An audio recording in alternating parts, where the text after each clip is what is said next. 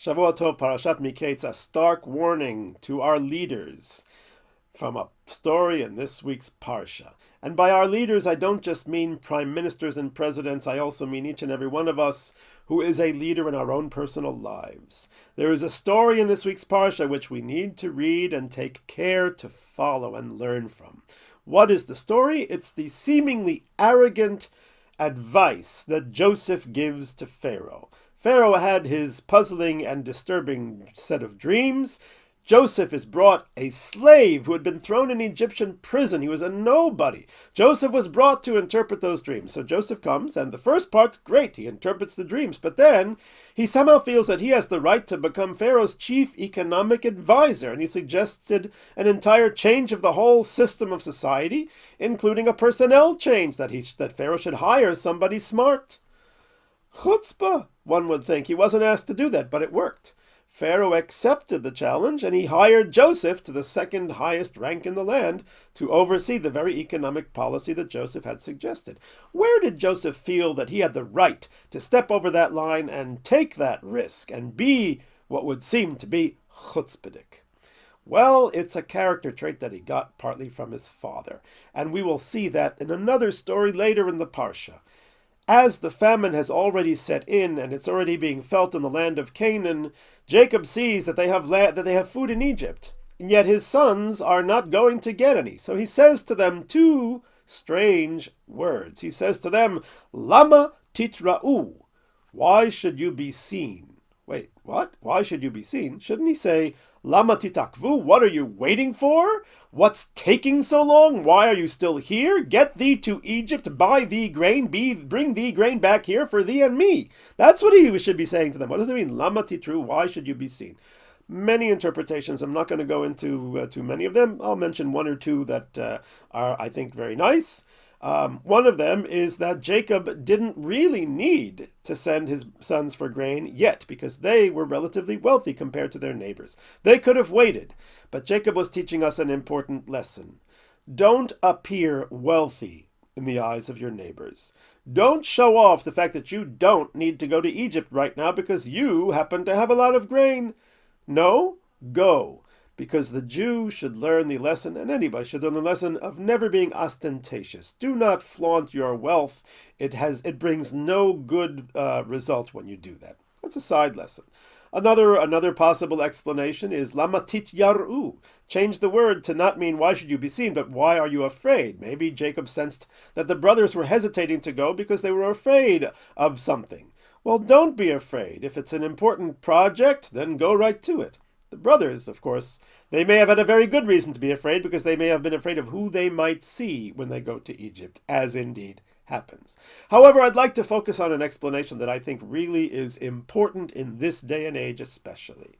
And what Jacob was saying to the sons was basically what I'll say to a kid who needs to do something and is in the room and is not doing the thing they need to do. I will say to them, don't make me come in there. Jacob was saying titra'u from the meaning not of being seen, but rather of being warned. In Hebrew, a hatra'ah is a warning. Lama titra'u. Why have you not gone? If you keep waiting, I'm going to give you a stark warning. You've been warned. You don't need to be warned. You should have gone already. And this is the character trait of Yaakov. And that is alacrity, zerizut. He moves right away. And this is the character trait that leaders must have. When Yaakov was fleeing Esau, he had a dream, and when he woke up from that dream, he sprang into action. This must be the house of God. This is a special place. He takes an oath, he dedicates his life, and off he goes. When something happens to give him a message, whether it be a warning or an opportunity, he seizes it. If it's a warning, he immediately takes action, and if it's an opportunity, he immediately seizes it. So Jacob had dreamt a dream, and when he woke up from that dream, he immediately sprang into action. Contrast that with, and we're going to come back to Pharaoh now, who had a dream with a warning in it. It was a nightmare. The thin cows ate the fat cows. They did not gain any weight. And Pharaoh wakes up, and what does he do? He goes back to sleep. Not Jacob. Jacob got up and sprang into motion. Pharaoh goes back to sleep. When he's warned He fails to take action, and then he will get warned again in a much more severe way, because the second dream that Pharaoh had about the sheaves of grain was far more dangerous than the first. The first one involved cows, which was basically a symbol of wealth, that the wealth may be diminished. But because Pharaoh waited and didn't take action, then it became a dream about the sheaves of grain, the very food, the very element of survival of the people that was now at risk. You know, historically, we look back at the 1936 remilitarization of the Rhineland that the Germans pulled off. This was in contradiction to the Versailles Treaty at the end of World War I, where the Allies, France and England, had stated clearly that Germany must leave the Rhineland demilitarized. Well, Hitler, Yamach Shemo v'Zichro, tested them in 1936, and he sent the Wehrmacht into the Rhineland. And what did France and France and England do? They went back to sleep. And as a result, Germany was emboldened, and when Germany moved further west, in 3.5 years' time, they conquered and took over France itself. Because if they failed to heed the first warning, it got worse. And Hitler himself said that he felt that had the Allies kicked him out of the Rhineland in 1936, he never would have been able to start the war in 1939. So Pharaoh has been warned. And when he tells Joseph the dream, he formulates it in a very interesting way. He says, I dreamt the cows, and then I woke up, and then I saw in my dream. He's telling Joseph, basically, that he's guilty, that he woke up and went right back to sleep. And so Joseph is not being arrogant at all when he's telling Pharaoh what the economic policy should be and who should be the one to implement it. He is interpreting what Pharaoh told him. Pharaoh told him, I woke up from this warning and I went back to sleep. I ignored it. I rolled over, and then things got worse. And so Joseph is not only interpreting the content of the dreams, he's interpreting the Pharaoh, the waking up and the going back to sleep, and saying, this is showing that you, Pharaoh, and he said it, I suppose, in a nice way, are not capable of dealing with this crisis. And also, the fact that he went back to sleep makes it more immediate.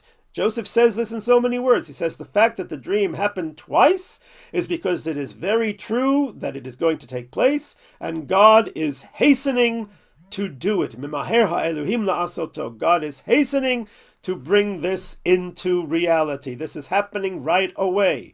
There's no time to waste. And Pharaoh, with all due respect, you're not the one to deal with this situation because you go back to sleep. You need to take somebody who is going to act with alacrity, who is not going to allow this to fester and become more dangerous. And Pharaoh senses it and accepts it, and the rest, as they say, history. So we learn from here a very important lesson. Because we have sometimes warnings, and other times we have opportunities. The only thing that is the same in both cases is the need to take immediate action. Opportunities must be seized, and warnings must be dealt with. If we don't, we miss an opportunity, or God forbid, the warning becomes even more stark. And that's a lesson for our leaders, national, and also each and every one of us. We need to take stock of our lives and see what are the things that I need to fix. I'm not going to wait till tomorrow. And what are the opportunities that I have to achieve tremendous growth? I'm not going to wait till tomorrow. I should take action right away. And that is the way to see our way to blessing and to success. Shavua Tov.